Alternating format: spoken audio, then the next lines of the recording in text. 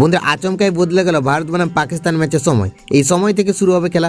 কখন কোথায় কিভাবে দেখবেন চ্যাম্পিয়ন ট্রফি 2025-এর লাইভ ম্যাচ। বন্ধুরা আপনারা যদি দেখতে চান তাহলে ভিডিওটি লাস্ট অবধি দেখতে হবে, চ্যানেলটিকে সাবস্ক্রাইব করতে হবে, একটা লাইক দিতে হবে এবং নোটিফিকেশন বেল আইকন দাবাতে হবে। বন্ধুরা ভারত ও পাকিস্তান চির প্রতিদ্বন্দ্বী, একে অপরের মুখোমুখি হতে প্রস্তুত আইসিসি চ্যাম্পিয়ন ট্রফির গুরুত্বপূর্ণ ম্যাচে রবিবার দুবাইয়ের আন্তর্জাতিক ক্রিকেট স্টেডিয়ামে রোহিত শর্মার অধিনায়কত্বে ভারত চ্যাম্পিয়ন ট্রফির যাত্রা দুর্দান্তভাবে শুরু করেছে।